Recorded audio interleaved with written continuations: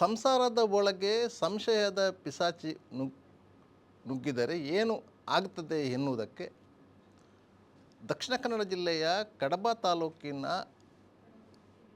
ಅಲಂಗಾರು ಸಮೀಪದ ಕಜೆ ಎಂಬಲ್ಲಿ ನಡೆದಂತಹ ಘಟನೆ ಸಾಕ್ಷಿಯಾಗ್ತದೆ. ಜೂನ್ 20ರಂದು ರಾತ್ರಿ ವೇಳೆ ಈ ಘಟನೆ ನಡೆದಿದೆ.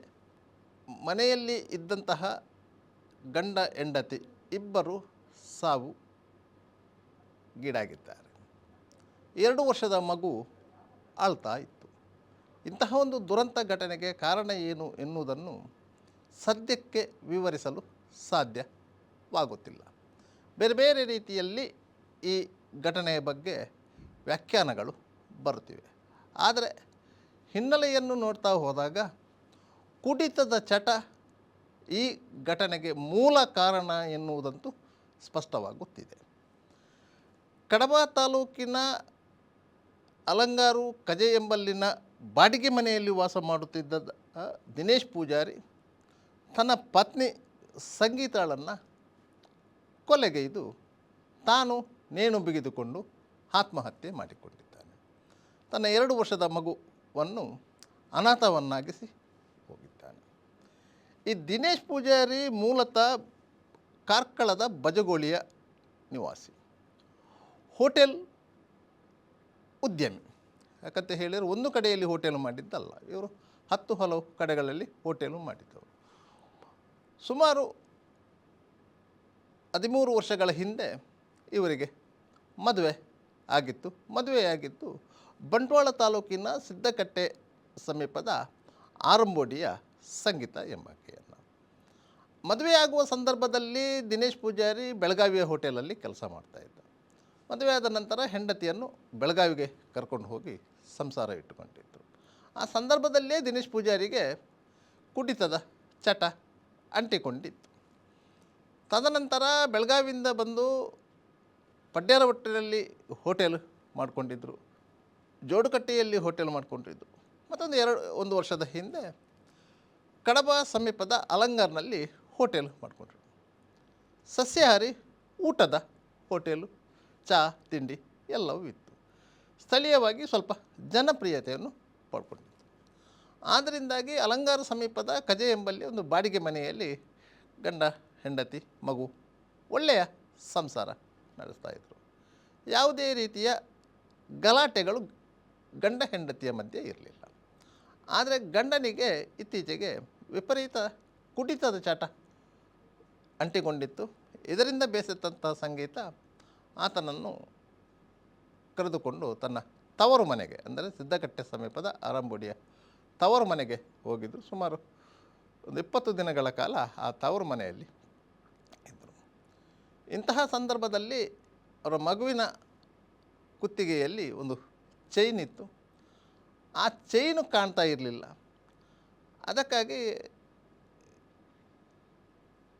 ದಿನೇಶ್ ಪೂಜಾರಿ ತನ್ನ ಪತ್ನಿ ಅಂದರೆ ಮಗುವಿನ ಚೈನ್ ಎಲ್ಲಿ ಅಂತೇಳಿ, ಆಗ ಪತಿ ಮತ್ತು ಪತ್ನಿಯ ಮಧ್ಯೆ ವಾಗ್ವಾದ ಆರಂಭವಾಗಿದೆ ಅಂತ ಹೇಳಿ ಮಾಹಿತಿಗಳು ಇವೆ.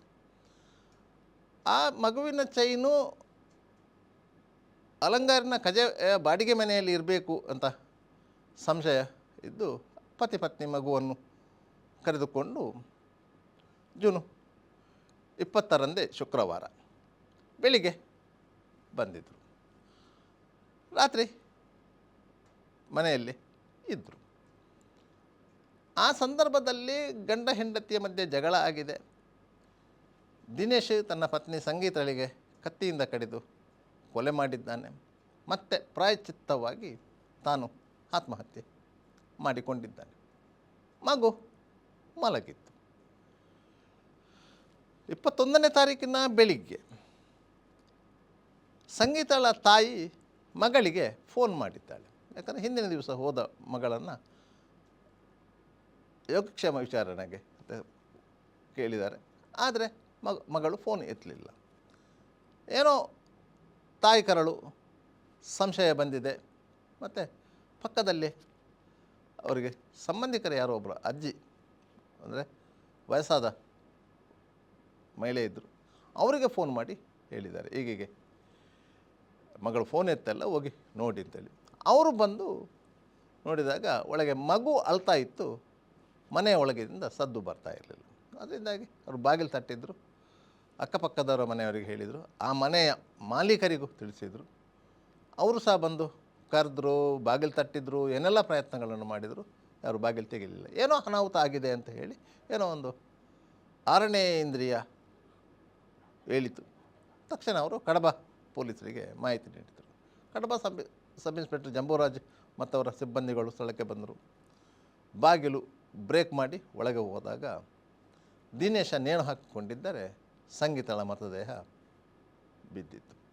ಆಗ ಪೊಲೀಸರಿಗೆ ಘಟನೆ ಏನು ಆಗಿದೆ ಎನ್ನುವುದು ಅರ್ಥ ಆಗಿತ್ತು. ದಿನೇಶನೇ ಹೆಂಡತಿಯನ್ನು ಕೊಲೆಗೈದು ತಾನು ನೇಣು ಬಿಗಿದುಕೊಂಡು ಆತ್ಮಹತ್ಯೆ ಮಾಡಿಕೊಂಡಿದ್ದಾನೆ ಅಂತ ಸ್ಪಷ್ಟ ಆಯಿತು. ಮಗುವನ್ನು ಮತ್ತು ಸಮಾಧಾನಿಸಿ ಆ ಮಗುವಿಗೆ ಹಾಲು ಕುಡಿಸಿ ಅಕ್ಕಪಕ್ಕದವರು ಜೋಪಾನ ಮಾಡಿದರು. ಮತ್ತು ಅವರ ಮನೆಯವರೆಲ್ಲ ಬಂದಿದ್ದಾರೆ. ಎಲ್ಲ ಪೊಲೀಸರು ಮಹಜರ ಕ್ರಮಗಳನ್ನೆಲ್ಲ ಕೈಗೊಂಡಿದ್ದಾರೆ.